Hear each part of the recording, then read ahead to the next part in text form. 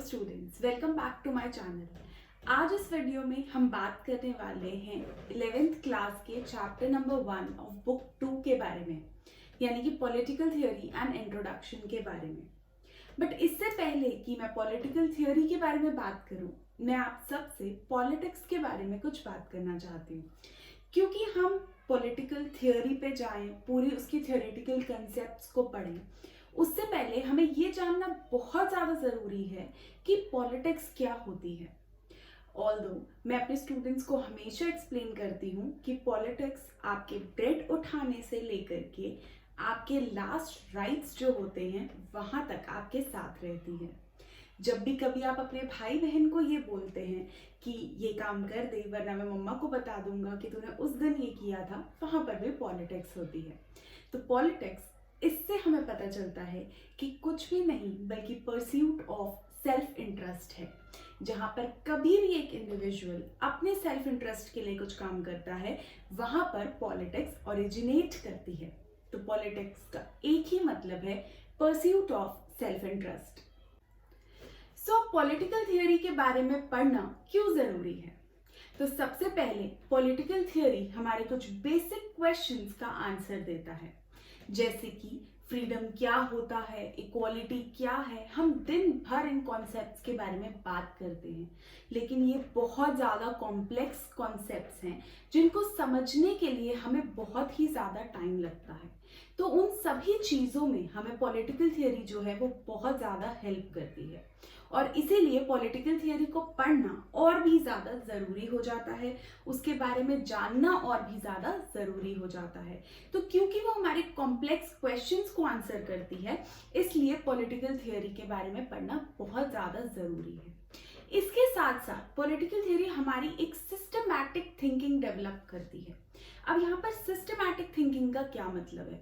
अगर मैं आपको बोलूं कि प्लेटो जस्टिस को एक पर्टिकुलर वे में डिफाइन करते थे, तो वो डेफिनेशन बहुत अलग होगी रॉल्स थ्योरी ऑफ जस्टिस में से।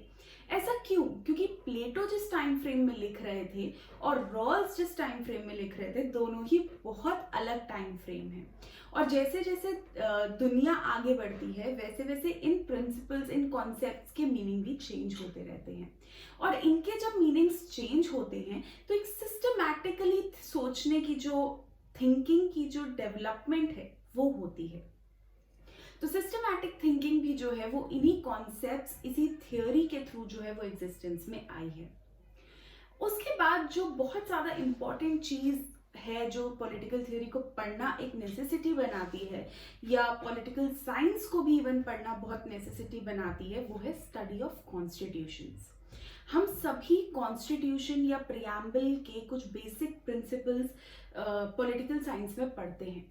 चाहे मैं इंस्टीट्यूशंस की बात करूं, लेजिस्लेचर, एग्जीक्यूटिव, जुडिशरी, चाहे मैं गवर्नमेंट के स्ट्रक्चर की बात करूं, local government, central government, state list, union list, या फिर मैं बहुत कॉन्क्रीट वैल्यूज की बात करूं, जैसे कि फ्रीडम, इक्वालिटी, फ्रेटर्निटी, जस्टिस, ये सभी जो प्रियम्बल, जो कि heart and soul of the Indian constitution है, उसका पार्ट है।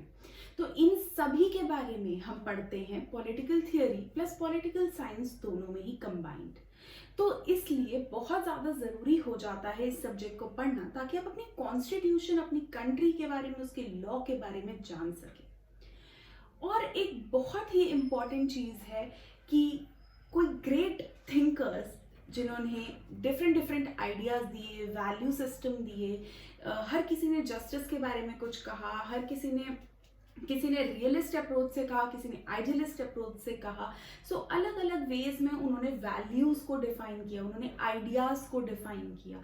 सो आप उन सभी थिंकर्स के बारे में भी जो है वो पॉलिटिकल थियोरी में ही पढ़ पाते हैं। तो पॉलिटिकल थियोरी इसलिए भी रेलेवेंट है क्योंकि वो आपको बहुत सारे आइडियाज जो हैं, बहुत सारे सब्जेक्ट्स जो हैं वो समझाती है एट द सेम टाइम।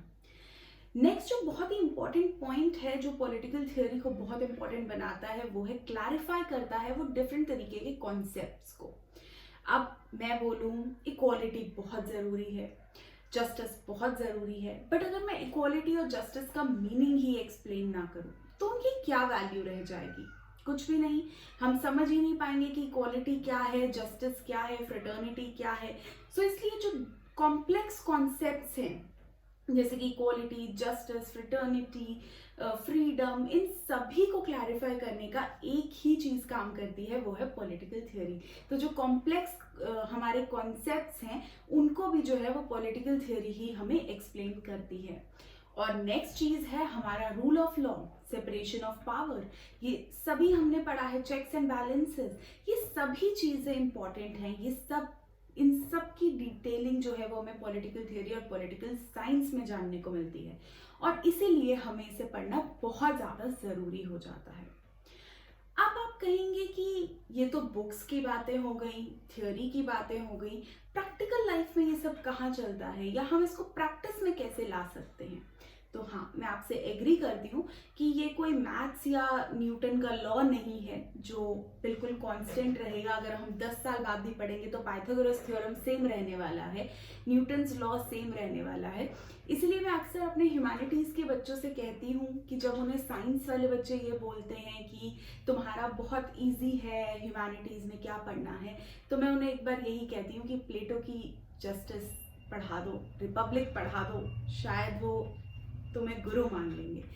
तो हाँ, ऐसा ही है क्योंकि उनकी साइंस हमेशा सेम रहती है, केमिकल फॉर्मूलाज चेंज नहीं होने वाले हैं, फिजिक्स चेंज नहीं होने वाली है, न्यूटन्स का लॉ चेंज नहीं होने वाला है। बट पॉलिटिक्स तो हर गवर्नमेंटल पॉलिसी के साथ चेंज होती है और हर दिन वो चेंज होती है, तो ये कोई फिक्स्ड लॉ नहीं है। तो हाँ, इसीलिए हमें उसे प्रैक्टिकली अप्लाई करने में भी बहुत डिफ़िकल्टीज और बहुत चैलेंजेस आते हैं। क्योंकि जैसे अभी न्यू एजुकेशन पॉलिसी के बारे में मैंने वीडियो बनाई थी, उसमें मैंने बात की थी कि किस तरीके से अब वो कोशिश की जा रही है कि वोकेशनल को ही मेन स्ट्रीम में लिंक किया जाए, बट उसके लिए इंफ्रास्ट्रक्चरल चेंजेस की ज़रूरत है।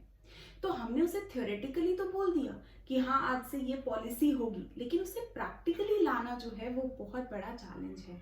तो उसी तरीके से थ्योरी को भी प्रैक्टिस में लाना एक बहुत बड़ा चैलेंज है, क्योंकि कई चीज़ों को डिफाइन करना मुश्किल है, कई चीज़ें विद टाइम चेंज होती हैं। तो इसलिए ऑफ कोर्स थ्योरी को प्रैक्टिस में लाना जो है वो बहुत ही बड़ा चैलेंज है।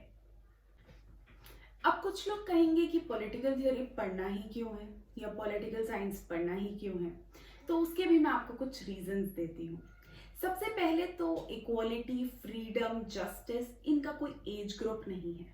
छोटे बच्चे से लेकर के बड़े अंकल तक सभी को इनके बारे में पता होना चाहिए। तो जब ये टर्म्स जो हैं वो सभी के लिए रेलेवेंट हैं, तो डेफिनेटली पॉलिटिकल थ्योरी भी सबके लिए रेलेवेंट है। उसके बाद आप जब 18 ईयर्स के हो जाते हैं तो आप वोट करने जाते हैं, लेकिन अगर आपको वोटिंग की, अपने राइट्स की, अपने इंस्टीट्यूशंस की, एग्जीक्यूटिव लेजिस्लेचर की ही नॉलेज नहीं होगी तो आप एक अच्छे रिस्पॉन्सिबल सिटीजन नहीं बन पाएंगे। तो एक रिस्पॉन्सिबल सिटीजन बनने के लिए भी आपको पॉलिटिकल थ्योरी पढ़ने की बहुत ज़्यादा ज़रूरत है।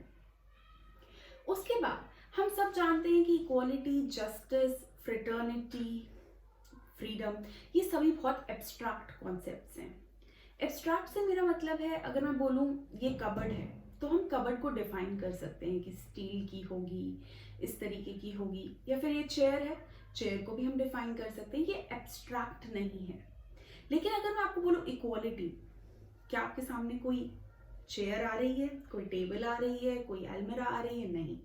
तो ये एक एब्स्ट्रैक्ट कॉन्सेप्ट है जिसका नाम लेने पे उसको इमेजिन नहीं किया जा सकता, इसको सिर्फ समझा जा सकता है, और वो समझने में जो चीज़ आपकी हेल्प करती है वो है पॉलिटिकल थ्योरी।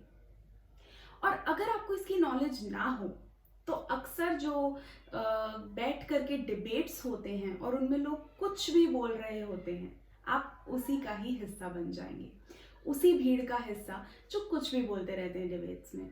और इसीलिए आपको नॉलेज होना बहुत ज़्यादा ज़रूरी है इन कॉन्सेप्ट्स के बारे में, ताकि आप डिबेट्स में पार्टिसिपेट भी कर सकें और एक्टिवली उसमें एक करेक्ट रिस्पॉन्सिबल स्पीकर की तरह बात भी कर सकें और बड़े बड़े लेवल के डिबेट्स को एंजॉय भी कर सकें। तो यही थी पॉलिटिकल थियोरी की इम्पोर्टेंस, और यहीं पे आपका चैप्टर नंबर 1 खत्म होता है। चलिए आइए अब इसके कुछ नोट्स देख लेते हैं। Political theory and introduction. सबसे पहले हमने पॉलिटिक्स की डेफिनेशन पढ़ी थी कि ये परस्यूट ऑफ सेल्फ इंटरेस्ट है। उसके बाद पॉलिटिकल थियोरी क्यों इम्पॉर्टेंट है, क्योंकि ये कई सारे बेसिक क्वेश्चंस का आंसर देता है जो सोसाइटी में आते हैं।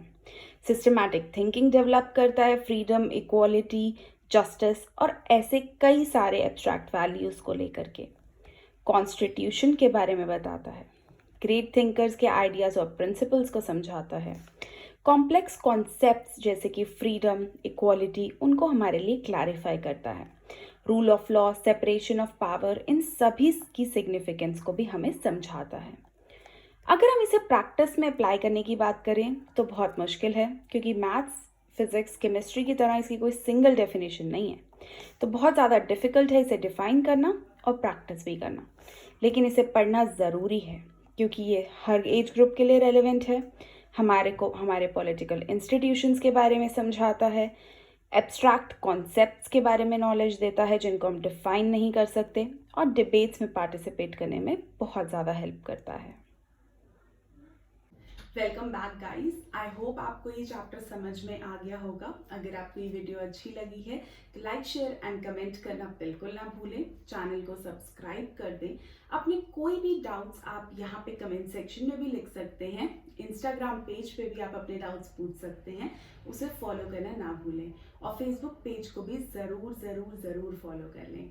सो अगर आप मोटिवेट हो रहे हैं इससे, मैंने कुछ आपके लिए इंपॉर्टेंट क्वेश्चंस भी डाले थे लास्ट वीडियो में, उसका भी लिंक मैं यहाँ पर डाल दूंगी, तो आप उसे भी ज़रूर देख लें। आई होप आपको ये एग्जाम्स में बहुत ज़्यादा हेल्प करेगा channel, and I hope you are doing good. I hope you score very good marks.